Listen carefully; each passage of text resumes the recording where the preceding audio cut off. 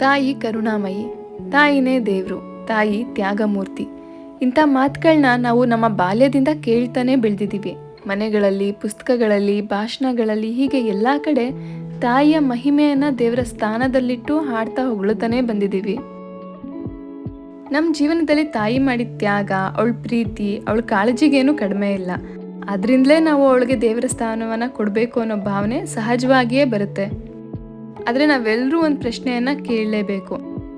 ನಾವು ತಾಯಿಯನ್ನು ದೇವರಂತೆ ಎತ್ತಿ ಹಿಡಿದಿದ್ದೀವಿ, ಆದರೆ ಆ ತಾಯಿಗೆ ಸ್ವತಃ ತನ್ನನ್ನು ತಾನು ದೇವರ ಸ್ಥಾನದಲ್ಲಿ ನೋಡೋದಿಕ್ಕೆ ಇಷ್ಟಪಡ್ತಾಳ? ಅವಳಿಗೆ ಅದರಲ್ಲಿ ಒಪ್ಪಿಗೆ ಇದೆಯಾ ಅಂತ. ಇದು ನಮ್ಮ ಮನಸ್ಸಿಗೆ ಯಾವತ್ತೂ ಬರದೇ ಇರುವಂತಹ ಪ್ರಶ್ನೆನೇ ಆಗ್ಬಿಟ್ಟಿದೆ. ನಾವು ಅವಳನ್ನ ದೇವರು ಅಂತ ಭಾವಿಸಿದ್ರು ಅವಳ ಬದುಕು ದೇವರಷ್ಟು ಸುಲಭವಾಗಿದೆಯಾ?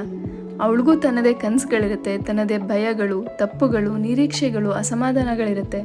ದೇವರಿಗೆ ಅವೆಲ್ಲ ಇರೋದಿಲ್ಲ, ಆದರೆ ತಾಯಿಗೆ ಇವೆಲ್ಲನೂ ಇರುತ್ತೆ. ನಾನು ಇತ್ತೀಚೆಗೆ ವಸುಧೇಂದ್ರ ಅವರ ವರ್ಣಮಯ ಅನ್ನೋ ಪುಸ್ತಕವನ್ನು ಓದ್ತಾ ಇದ್ದೆ. ಅದರಲ್ಲಿ ತಾಯಿ ದೇವರಲ್ಲ ಅನ್ನೋ ಒಂದು ಪಾರ್ಟ್ ನನಗೆ ತುಂಬ ಇಷ್ಟ ಆಯಿತು. ಅದರಲ್ಲಿ ಅವರು ತಾಯಿಯನ್ನು ದೇವರ ಸ್ಥಾನಕ್ಕೆ ಎತ್ತಿ ಹಿಡಿಯೋದಕ್ಕಿಂತ ಅವಳನ್ನು ಒಬ್ಬ ಮನುಷ್ಯಳಾಗಿ, ಅವಳ ಭಾವನೆಗಳು, ಕನಸುಗಳು, ಸುಖ ಸಂತೋಷಗಳೊಂದಿಗೆ ಕಾಣಬೇಕು ಅನ್ನೋ ವಿಚಾರವನ್ನು ತುಂಬ ಸೂಕ್ಷ್ಮವಾಗಿ ಹೇಳಿದ್ದಾರೆ.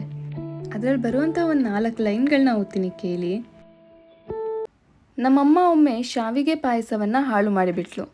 ಅಮ್ಮನ ಶಾವಿಗೆ ಪಾಯಸದ ವೈಭವವನ್ನು ಹೊಗಳಿ ಯಾರೋ ಅತಿಥಿಗಳನ್ನು ಅಂದು ಬರಮಾಡಿಕೊಂಡಿದ್ದೆವು. ಅಮ್ಮ ಆವತ್ತು ಅದ್ಯಾವ ಬೇಸರದಲ್ಲಿದ್ದಳೋ ಗೊತ್ತಿಲ್ಲ. ಚಿತ್ರಾನ್ನಕ್ಕೆಂದು ಮಾಡಿದ ಒಗ್ಗರಣೆಯನ್ನು ಪಾಯಸಕ್ಕೆ ಸುರಿದು ಬಿಟ್ಟಳು. ಮಾಡಿದ ತಪ್ಪು ತಕ್ಷಣಕ್ಕೆ ತಿಳಿದು ಸೌಟಿನಿಂದ ಅದನ್ನು ತೆಗೆದು ಹಾಕಿದಳಾದರೂ ಕುದಿಯುವ ಹಾಲಿನಲ್ಲಿ ಅದು ಸಾಕಷ್ಟು ಕರಗಿ ಹೋಗಿ ಕೀರು ಅರಿಶಿನ ಪುಡಿಯ ಹಳದಿಯನ್ನು ಪಡೆದುಕೊಂಡು ಬಿಟ್ಟಿತು. ಆಗ ಏನು ಮಾಡಲು ಸಾಧ್ಯ? ಮತ್ತೊಮ್ಮೆ ಕೀರು ಮಾಡಬೇಕೆಂದರೆ ಈಗಿನಂತೆ ಹಾಲು ಯಾವುದೋ ಹೊತ್ತಿನಲ್ಲಿ ಆಗ ದೊರೆಯುತ್ತಿರಲಿಲ್ಲ. ಬೇರೆ ಸಿಹಿಯನ್ನು ತರಲು ನಮ್ಮೂರಲ್ಲಿ ಮಿಠಾಯಿ ಅಂಗಡಿಗಳಿರಲಿಲ್ಲ. ಜೊತೆಗೆ ದುಬಾರಿಯ ಪಾಯಸವನ್ನು ಚೆಲ್ಲಲೂ ಮನಸ್ಸಿಲ್ಲ. ಅಮ್ಮನನ್ನು ಇಡೀ ದಿನ ಶಪಿಸುತ್ತಲೇ ಪಾಯಸವನ್ನು ತಿಂದು ಮುಖವನ್ನು ಸಿಂಡರಿಸಿದ್ದೆವು. ಅತಿಥಿಗಳು ಪೇಚಾಡುತ್ತಲೇ ಪಾಯಸವನ್ನು ತಿಂದಿದ್ದರು. ಅಪ್ಪ, ನಾನು, ಅಕ್ಕ ಎಲ್ಲರೂ ಅಮ್ಮನ ದಡ್ಡತನವನ್ನು ಹಳಿಯುತ್ತಲೇ ನಮಗಾದ ನಷ್ಟವನ್ನು ಕಾರಿಕೊಂಡೆವು. ರಾತ್ರಿ ಮಲಗುವ ಹೊತ್ತಿನಲ್ಲೂ ಅಕ್ಕ ಅದೇ ಪೇಚಾಟವನ್ನು ಮುಂದುವರೆಸಿದಾಗ ಅಮ್ಮನಿಗೆ ಕೋಪ ಉಕ್ಕಿ ಬಂತು. ಯಾವಾಗೋ ಒಮ್ಮೆ ನಾನು ತಪ್ಪು ಮಾಡಬಾರದೇನ್ರೋ? ನಾನು ನಿಮ್ಮ ಹಾಗೆ 2 ಕಾಲು 2 ಕೈ ಇರೋ ಮನುಷ್ಯಳು, ದೇವರಲ್ಲ, ತಿಳ್ಕೊಳ್ರಿ ಎಂದು ಕೂಗಾಡಿಬಿಟ್ಟಳು. ಅಮ್ಮನ ಆ ಕೂಗಾಟಕ್ಕೆ ಮಳೆಯಲ್ಲಿ ತೊಯ್ದ ಗುಬ್ಬಚ್ಚಿಗಳಂತೆ ನಾವು ನಡುಗಿದ್ದೆವು. ಅಪ್ಪ ಇನ್ನಿಲ್ಲದಂತೆ ಸಮಾಧಾನ ಮಾಡಿ ಪರಿಸ್ಥಿತಿಯನ್ನು ಸುಧಾರಿಸಿದ್ದ. ಅಮ್ಮನ ಅಂದಿನ ಕೋಪದ ಆ ಮಾತುಗಳು ಇಂದಿಗೂ ನನ್ನ ಕಿವಿಯಲ್ಲಿ ರಿಂಗಣಿಸುತ್ತವೆ. ಕಾಲದೋಟದಲ್ಲಿ ಅವು ಬೇರೆಯದೇ ಅರ್ಥದ ಮಾತುಗಳಾಗಿ ನನಗೆ ಕೇಳಿಸುತ್ತವೆ. ಭಾರತದಲ್ಲಿ ಅಮ್ಮನ ಪ್ರೀತಿ ತ್ಯಾಗಗಳನ್ನು ಅತಿರೇಕಕ್ಕೆ ಹೊಯ್ದು ಆಕೆಯನ್ನು ದೇವರು ಮಾಡಿಬಿಟ್ಟಿದ್ದೇವೆ. ಎಲ್ಲಿಯೇ ಹೋದರೂ ತಾಯಿಯೇ ದೇವರು ಎಂಬ ಮಾತು ಆಗಾಗ ಕಿವಿಗೆ ಬಿದ್ದು ನನಗೆ ಕಿರಿಕಿರಿಯಾಗುತ್ತದೆ. ತಾಯಿಯನ್ನು ದೇವತೆ ಮಾಡಿರುವುದರಿಂದ ಆಕೆಯಿಂದ ಯಾವ ತಪ್ಪು ನಡೆಯಕೂಡದೆಂಬಂತೆ ನಾವು ವರ್ತಿಸುತ್ತೇವೆ. ಆಕೆಯನ್ನು ಕ್ಷಮೆಯಾಧರಿತ್ರಿಯಾಗಿಸಿ ಅವಳು ಗಂಡ ಮಕ್ಕಳನ್ನು ಕ್ಷಮಿಸುವುದು ಆಕೆಯ ಕರ್ತವ್ಯವೆಂಬಂತೆ ವರ್ತಿಸುತ್ತೇವೆ.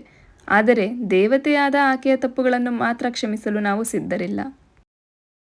ದೇವತೆಯಾದವಳಿಗೆ ಭಕ್ತಿ ಪೂಜೆಗಳು ಸಿಕ್ಕುತ್ತವೆ ಹೊರತು ಪ್ರೀತಿ ಪ್ರೇಮಗಳಲ್ಲ. ಆದ್ದರಿಂದ ತಾಯಿಯ ದೇವತೆಯ ಪಟ್ಟವನ್ನು ಬದಿಗಿಟ್ಟು ಇಂದು ನಾವು ಆಕೆಯನ್ನು ನಮ್ಮಂತೆಯೇ ಒಬ್ಬ ಸಾಮಾನ್ಯ ಮನುಷ್ಯಳಾಗಿ ನೋಡುವ ಜರೂರತ್ತಿದೆ. ತಾಯಿಗೆ ಪ್ರೀತಿ ಸಿಕ್ಕುವುದು ಅವಳನ್ನು ನಾವು ನಮ್ಮಂತೆಯೇ ಒಬ್ಬ ಸಾಮಾನ್ಯಳಾಗಿ ಕಂಡಾಗಲೇ ಹೊರತು ದೇವತೆಯಾಗಿಸಿದಾಗಲಲ್ಲ. ಆಗ ಆಕೆಯ ತಪ್ಪುಗಳನ್ನು ಅರಗಿಸಿಕೊಳ್ಳುವ ಒಳ್ಳೆಯ ಮನಸ್ಸು ನಮ್ಮಲ್ಲಿ ಮೂಡುತ್ತದೆ. ಈ ಸಾಲುಗಳನ್ನ ಓದಿದ್ಮೇಲೆ ನನಗೂ ಕೂಡ ಅನ್ನಿಸ್ತು, ತಾಯಿನ ದೇವರು ಅಂತ ಅವಳನ್ನ ಎತ್ತಿ ಹಿಡಿಯೋದಕ್ಕಿಂತ ಅವಳನ್ನು ಮನುಷ್ಯಳಾಗಿ ನೋಡೋದು ಎಷ್ಟು ಮುಖ್ಯ ಅನ್ನೋದು. ಅವಳನ್ನು ಒಬ್ಬ ಮನುಷ್ಯಳಾಗಿ, ಕನಸುಗಳಿರೋ, ತಪ್ಪು ಮಾಡೋ, ಬದುಕಿಗಾಗಿ ಹೋರಾಡೋ ಒಬ್ಬ ಮಹಿಳೆಯಾಗಿ ಕಾಣೋದು ಮುಖ್ಯ. ತಾಯಿ ದೇವರಲ್ಲ, ಆದರೆ ಅವಳು ಪ್ರೀತಿ, ಕಾಳಜಿ, ತ್ಯಾಗ ಇವೆಲ್ಲ ಅವಳನ್ನು ನಮ್ಮ ಜೀವನದಲ್ಲಿ ಅಪಾರ ಮಹತ್ವ ಉಳ್ಳವಳನ್ನಾಗಿ ಆಗಿಸಿರೋದಂತೂ ನಿಜ. ಆದ್ದರಿಂದ ತಾಯಿಯನ್ನು ದೇವರ ಸ್ಥಾನದಲ್ಲಿ ನೋಡದೆ ಅವಳನ್ನು ನಿಜವಾದ ಮನುಷ್ಯಳನ್ನಾಗಿ ಒಪ್ಕೊಳ್ಳೋದು, ಗೌರವಿಸೋದೇ ಅವಳಿಗೆ ನೀಡಬಹುದಾದ ಅತ್ಯುತ್ತಮ ಸನ್ಮಾನ ಅಂತ ಹೇಳ್ಬೋದು.